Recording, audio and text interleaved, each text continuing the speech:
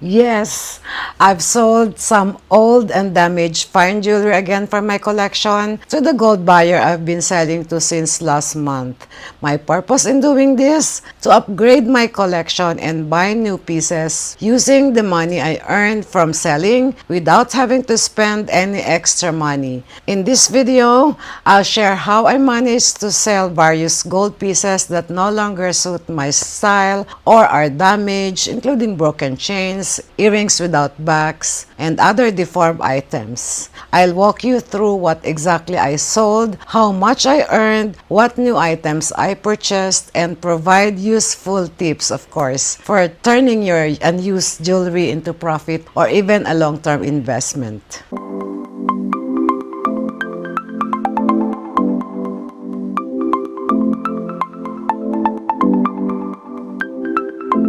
Hello there! Welcome back to my channel. I hope you're all doing great today. If you are new here, welcome. I'm MC and my passions include luxury fashion, beauty, and lifestyle. If you like these topics, I would love you to subscribe and activate notifications to stay updated on my latest content. So first things first, the gold jewelry I'm talking about in this video includes regular and special pieces, typically ranging from 14 to 24 carats. Ultimately, jewelry is considered an investment. Regardless of its style or design, gold in particular is often deemed a very accessible form of investment. It's not complicated, and you don't need extensive expertise to get started. As long as you know how to find the right sellers, investing in gold is quite manageable. While you don't see daily income like you would from the stock market or business, the value of your gold jewelry rises over time, making it worthwhile in the long run, whether you choose to buy or sell. So when it comes to selling, it's important to focus on older and damaged jewelry first, especially if you're thinking of just selling them instead of letting them gather dust.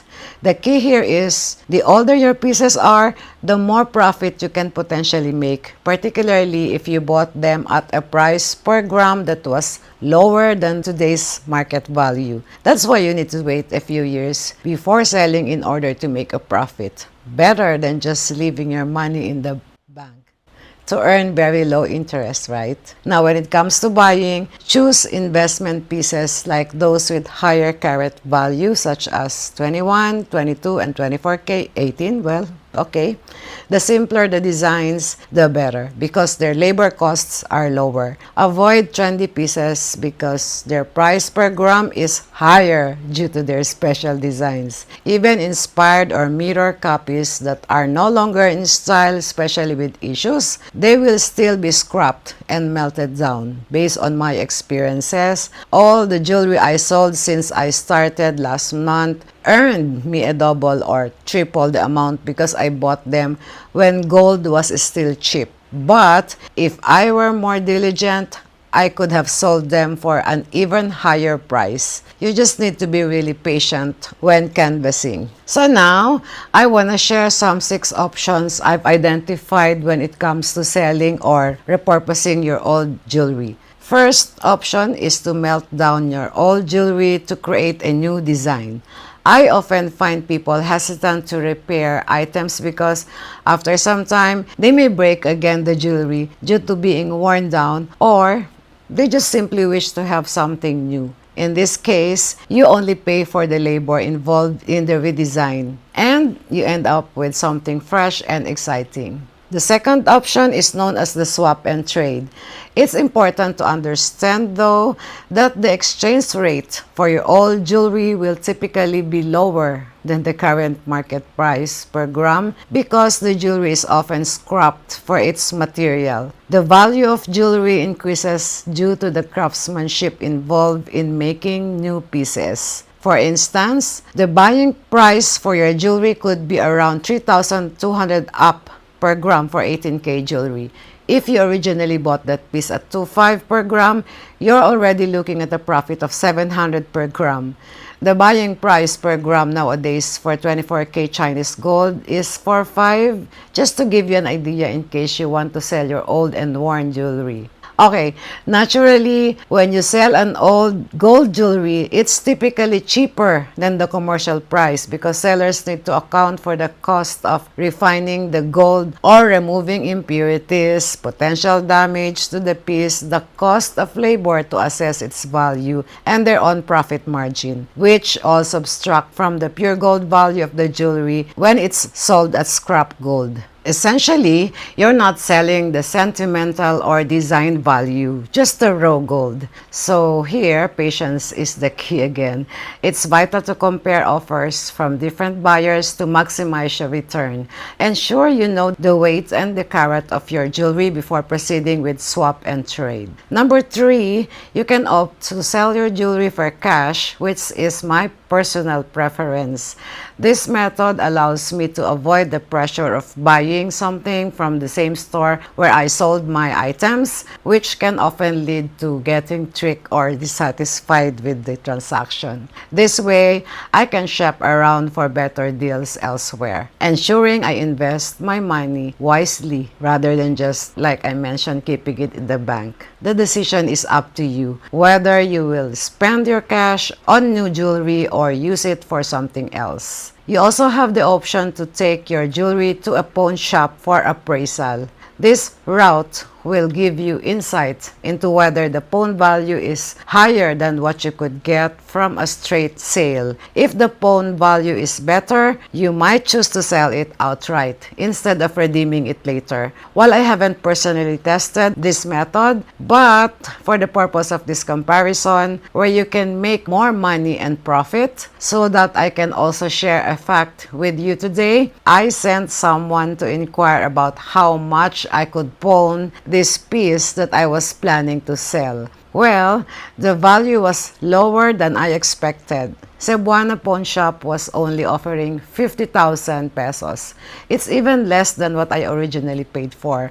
I mean, the value should have increased by now since I purchased it in 2011. Based on my research, the condition of a jewelry also plays a great role in the assessment. Your jewelry needs to be in good condition for it to be appraised higher. It makes sense because if it's not redeemed, they'll sell it through an auction. This means that if the gold is pure like 24K but has problems like damage or wear, its resale value will still be low, which is why you should need to take care of your jewelry. The highest return on used jewelry is from person to person. Yes, if your old or used jewelry is in good condition, you can sell it to your friends or someone you know or another consumer through online. Just be careful to avoid any, scams. Now, the last option, most certain, in my opinion, the most profitable way to make money from your old and broken jewelry is to melt it down and turn it into gold bar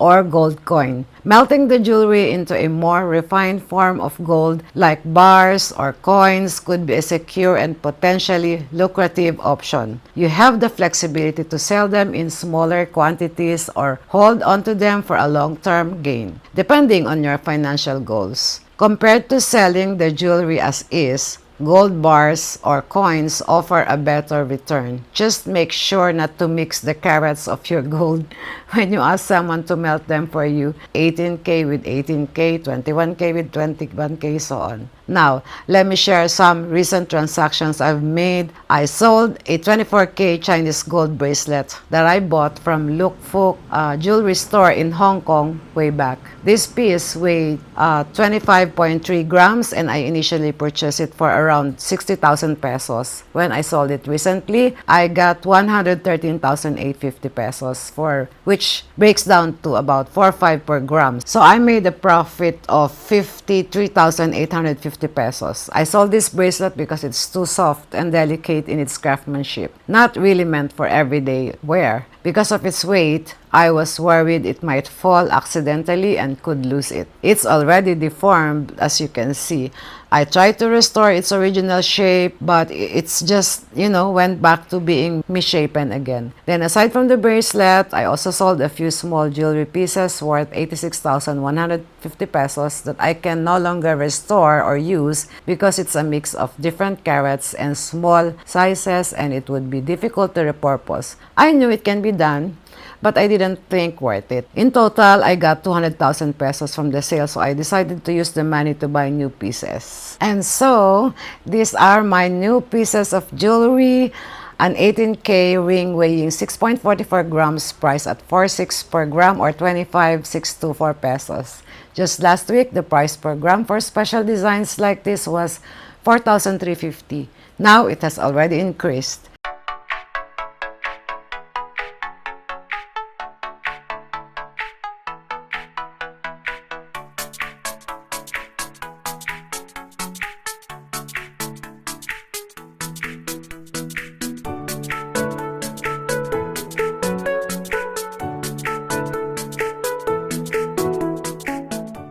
This other piece is a necklace I've wanted for a long time, a K18 Japan gold called Heart Beads.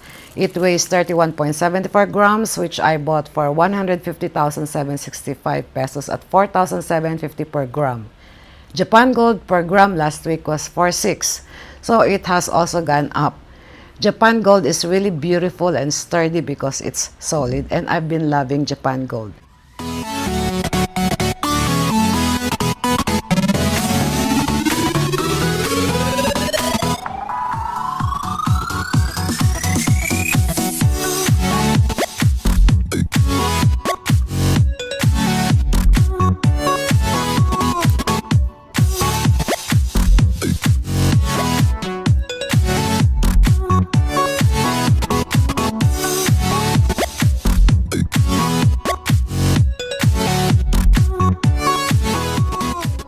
Mostly, beginner jewelry collectors buy lightweight and super dainty pieces. There's no problem about dainty pieces, I love them too, but if it's for investment purposes, my tip is choose a bit heavier and thicker so it's not prone to breaking, cracking, or deforming, especially if it's a necklace or ring. It's better to save up for it so we can enjoy our investment for a long time. Don't settle for less. Again, when it comes to buying and selling, pay attention to the purity or carat value. The higher, the better. But 24K is too soft, so choose pieces that are medium weight only and with sturdy designs. 21 or 22K is durable enough for daily use while still being a solid investment.